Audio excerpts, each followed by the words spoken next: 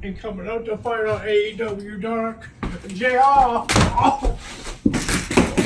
Get the date right, JR! The 17th! Not the 16th! Get the date right, you barbecue swilling piece of trash! I'll get your COVID testing, your pay ticket, and your money! God! Hello, everyone. Welcome to Dave and Jay's Powerbomb. September 17th, watching Wednesday night AEW Dynamite. Does that sound right to you, Dave? No, it's not right. We were told otherwise by good old barbecue sipping JR himself last week that AEW Dynamite was going to be tonight on September 17th, Thursday. So we're covering September 16th, yesterday's show, and we're super pissed off about it. I'm tired and cranky. JR fucked up the ratings. We still won the ratings war this week, but we got like 200,000 less than we would have had if JR would have got the date right. So yeah, he ruined it for the wrestlers, he ruined it for the fans, he ruined it for you. JR, you're not getting your contract renewed when it's about to expire, buddy. We want you out the effing door. So today we present with the greatest of fake news titles. JR fucking resigns. He better. Fake news. Well, On with the show. On with the show. We're not gonna let that barbecue swigging, cowboy hat wearing piece of trash ruin our night, even though he already did. So, beginning of the show, we got the Young Bucks. They come out and they super kick a referee, and then they're walking backstage. Yeah, that was the best, man. Walking backstage, pull out the money. Fuck you, Tony Khan. Throw the $5,000 fine at them. Just toss that on like it's nothing, because it is nothing, man. Like, you gotta set your sights higher, and good things will come to you. Yeah, like the Young Bucks. Exactly. Gonna be our champs soon. Oh, they're already our champs.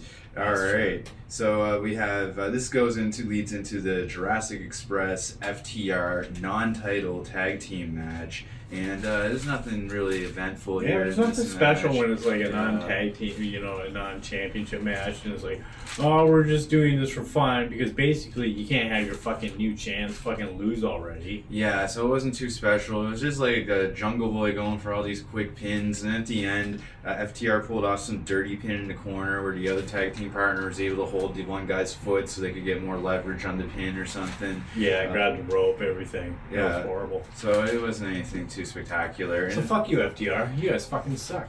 Usually we're all pro heel over here, but no, not you guys. You guys are just fucking trash. MJF for life. Yeah, FTR, whatever. All right, so then we have we go to backstage, and Matt Hardy's jumped. He's being checked on. And then the Inner Circle come by, and they're showing concern. Right? Like, how you guys okay, Matt? You okay?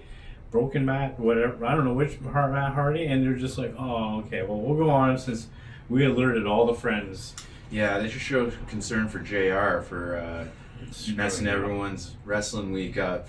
You suck, JR. Alright, so then this leads into a match. It's Kazarian from SCU versus Hangman Adam Page, and we got a favorite of mine, a real big favorite of mine, Kenny Omega, doing guest color commentary with Barbecue Swig and JR. Yeah, fucking potato. Yep. So there's some pretty cool moves in this match. Adam Page was able to hit some pump handle into a Death Valley driver, but then like Kenny, he's not too impressed by Page's performance against Kazarian, and he's saying, oh, if he loses, like at least he can say he did it on his own, right? Little jab at their single careers happening now. Like Page really dropped the ball. Like, Page is the weakest member of the Elite right now, and I'm not on board. No, he can go away. Yep. So then, what did we do? Oh yeah. So then Page hits that buckshot lariat finally and gets the pin, and then JR's kind of salty towards Kenny Omega as Kenny's like walking off and thanking them and all that stuff, and then JR, we gotta go. And then this leads into Hangman drinking sadly and alone in the middle of the ring, because Kenny wouldn't come in to congratulate him, and nor should he, because Hangman's a fuck up. So then we get to MJF match. He's with Wardlow, favorite of both mine and Jay's. He's going up against the captain, Shawn Dean. Yeah. And this match was awesome. It was about maybe 6 seconds long. 7. Complete squash match. This is the definition of a squash match. You type this into YouTube, squash match, it'll show you that match, God willing. It was like, what was it? Eye poke into the solid the earth Armbreaker. Yeah. And then he refused to release the hold for a bit. And then he had words on the mic after the match for Mox pertaining to their match 2 weeks ago at the pay-per-view, where Moxley clearly cheated. The paradigm shift was banned. Yeah, used a banned move. Ref's Everybody back was saw it. turned, right? And then he hit the paradigm shift and won the match illegally, right? And so MJF What shit is that? had words about that, and we're to refer to MJF now as our undefeated, uncrowned champion. And he's saying he might join a gang. He's saying he might join a Wolfpac, you know? Ow, ow! Yeah, you know, might join one of these though, man. I don't know. I don't know, man. I don't know. So then, oh yeah, we come back from a commercial break, and it's this male support group talking about their feelings more and stuff. Like these guys, Eddie Kingston, Jesus, what is going on with this? It's just weird. Yeah. It's weird, man. It's not masculine. Not very macho. You know, it's kind of like one of these. Dave, my feelings have been hurt. I need a hug. Everybody, that's okay. I respect you and validate you as a person, Jay. Yeah, so I mean, it's not the way to go. Yeah, it's not the way to be tough. And so then, what do? Oh, they drag some fans from the audience to the ring and they beat them down. Yeah. Then yeah, this is some weird shit, because last week Eddie Kingston's like going to the Blade and he's like, "Where's your wife, Blade? Where's your wife?" And then this week he tells the Blade, he's like, "You need to get your house in order." And then they all take off, because I did a little digging, and the Blade's wife in real life is Allie of the Nightmare Sisters. So, and I guess she's like being held against her will by QT. And so I guess they're going to go up against the Nightmare family and try to rescue Allie from the clutches of QT and the evil psychos at the frat house that I'm friends with. Maybe I'm rolling with the wrong crowd, guys. Oh my god. Okay, so then had every chance to join me and Brody Lee. Oh man, I gotta join someone now. Maybe I'll join the Wolfpac with MJF. He can sign off on my paychecks. Alright, so then, oh yeah, and then the ratings. Like, AEW did beat NXT Other Company show yesterday on Wednesday, but we got 200,000 hits less because JR messed up the dates. There's clearly said 17th, Thursday, which is tonight. There's a graphic up on the screen. We put it up on our show. Who do you trust if you can't trust good old JR? Okay, I gotta get past this. Alright, so then we got Private Party, and they're going up against Jake Hager and Le Champion Demogod, Chris Jericho. Yeah. And they put their names in the hat for going up against the tag team champions at a future date to be determined. So then they got the Judas Singalong. Everyone's having a lot of fun. There's some moves of note in this match. The Private Party boys were able to hit their silly string. They hit some type of cool neck breaker followed by a stomp. But then Hagar and Jericho, they hit one another by accident, but then that wasn't enough to deter the boys, though, because after a big crash and burn by one of those Private Party boys, Jericho was able to nail that Judas Effect, and, you know. It's over. Well, thanks for coming out, Private Party, but guess what? Wasn't done there. Last call. Yeah. And the bartender, Judas Effect. That's right. Then Jericho, he hit it at Liontamer on, I think Mark Cassidy is his name, and he wouldn't release it. And then what happened? Oh, Mark Quinn, he came in with a Pele kick on Jericho from behind, completely unnecessary. And then that's probably going to set up Jericho to give beats to Mark Quinn down the road. This would be a little tune-up match, right? And then, so what do we got here? Oh yeah, so now they're saying that they're going to have this show next week on Tuesday, a 1-hour special, Late Night Dynamite they're calling it, and they didn't give a time. It's after some NBA show.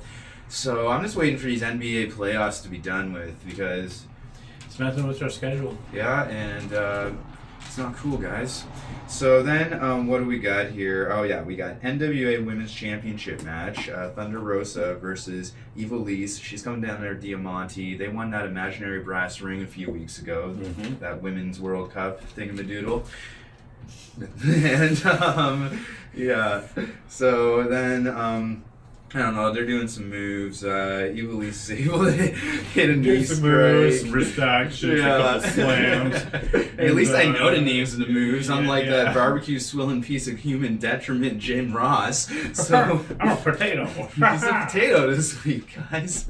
And then with Thunder Rosa, I think hard fought matches are what she's going for. So she hits Death Valley Driver, and then she nails a Tombstone Piledriver to get the win. And then Diamonte comes in after the match and beats down Thunder Rosa, but there's a big save by Shida.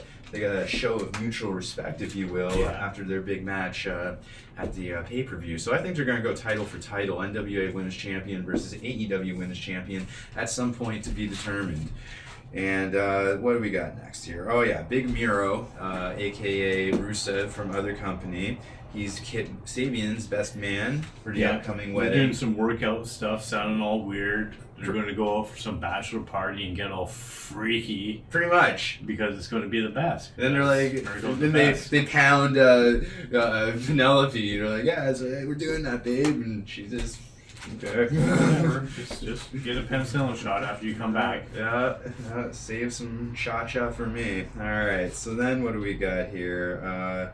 Murderhawk, Murderhawk and Jake Roberts come out, and Murderhawk beats up a fan during his entrance. Love it. He's a good number one contender for Mox, I think. And then Jake Roberts calls out Taz, and Taz comes out, and I guess they have a little arrangement. Brian Cage is going to get the first title shot when Lance Archer beats Moxley for the title. So they're going to have each other's backs up until this shit show fucking resolves. And then Mox comes out from the audience or whatever, and but then he's jumped from behind by Cage and Starks. And there's a big save, though.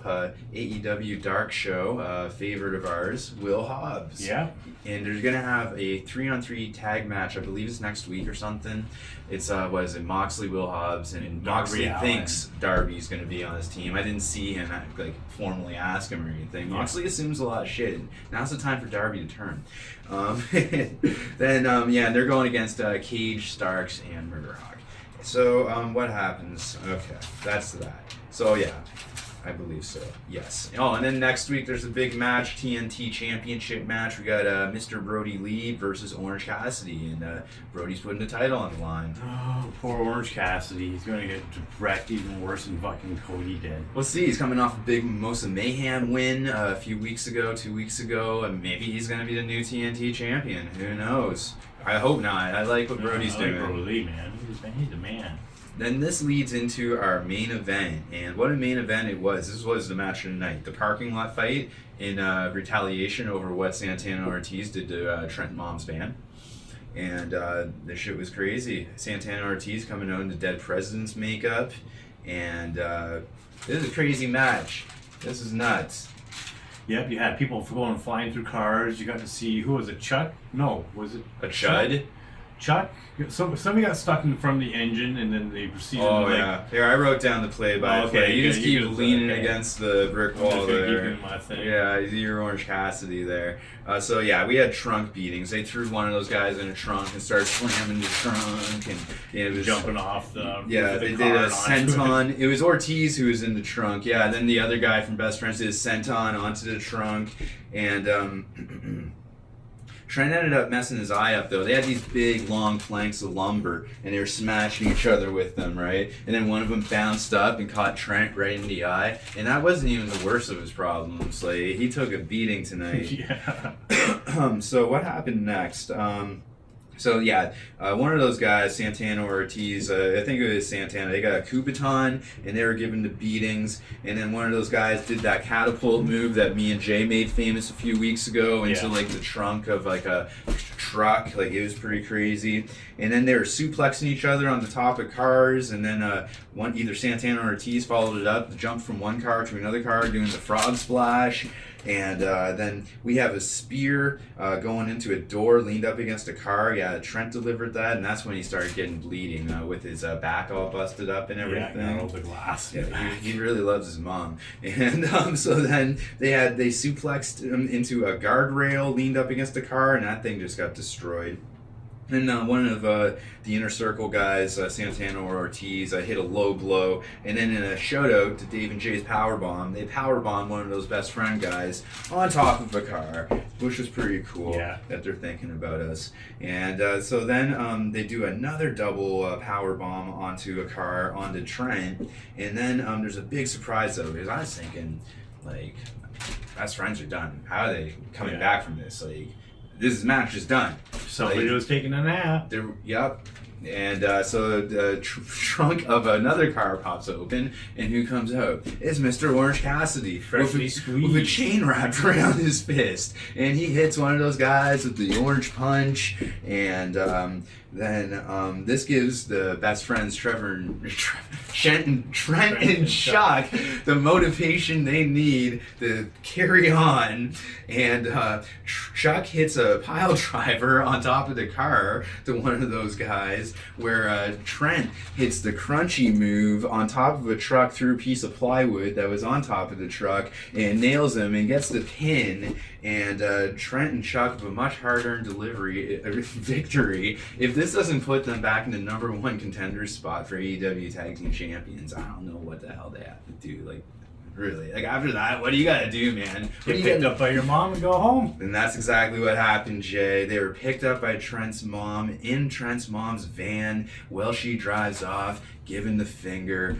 to anyone who's against her and her baby boys. Take that, Inner Circle. And on that note, this has been a power bomb. We don't like you, JR. You need to go. You fucking potato. Yup, and